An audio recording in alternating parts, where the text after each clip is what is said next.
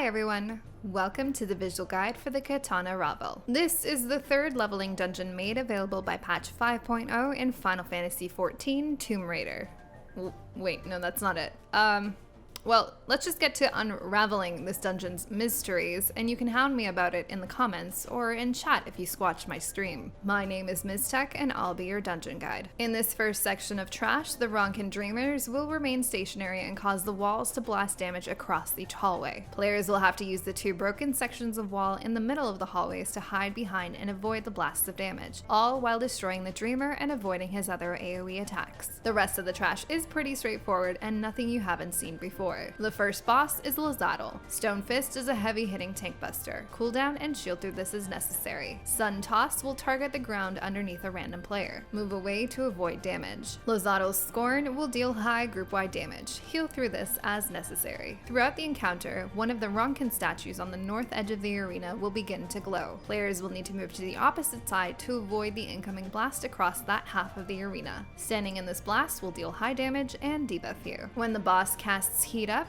one half of his body will start to glow and steam up. He will then turn in a random direction and cast Lazadal's Fury, blasting anything on the same side of the platform that his steamy side is on. From this point on, players may have to deal with Heat Up and the statue blast at the same time. You'll need to quickly determine the safe zone based on which side is getting blasted by either attack and then move into it to avoid damage and debuffs. These mechanics will repeat until the boss is down. In this section of the dungeon, each time you hear an ominous roar, tanks will need to be ready to pick up the incoming group of bats. Aside from that, each trash pull is relatively simple. Avoid AoEs and burn everything down as usual. The second boss is Bat Squatch, winner of the greatest boss name in the expansion so far. Ripper Fang will deal high damage on the primary target. Cooldown and heal through this as necessary. Soundwave will deal high group-wide damage. Healers be ready. Subsonics will deal even more AoE damage and cause sections of the cave ceiling to fall down on the platform. Players will need to dodge this debris to avoid damage and debuffs. Large stalactites will drop down onto the platform and eventually fall towards the center of the room. Players will need to move out from under these before the next Soundwave cast to avoid getting smushed. These mechanics will repeat with more stalactites falling in random patterns. Remember that these will always fall towards the center of the arena regardless of the pattern, giving you some time to find a safe spot before they actually do fall over. In this last section of Trash, tanks will have to be ready to grab the big gorillas that will join the fight after each group of mobs is destroyed. Avoid AoEs and pop those coolies as necessary. The last boss is the three-headed Eros. Rend will target the tank with a heavy-hitting tank buster. You guessed it.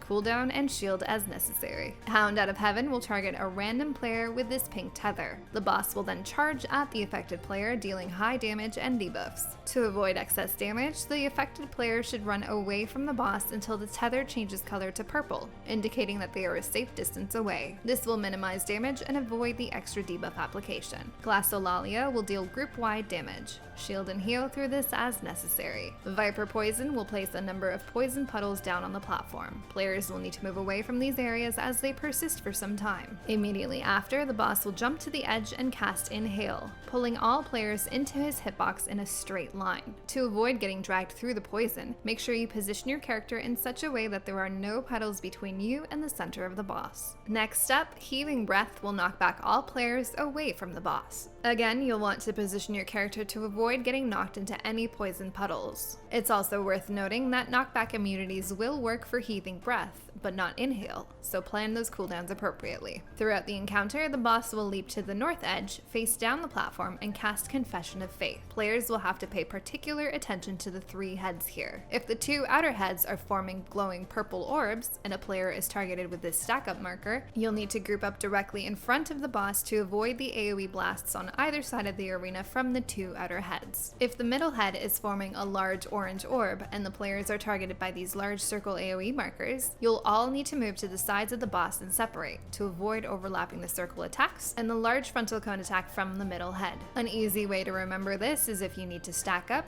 do it in the middle. If you need to spread apart, do so on the sides. These mechanics will repeat until the boss is down. If you have any questions or comments, please let me know.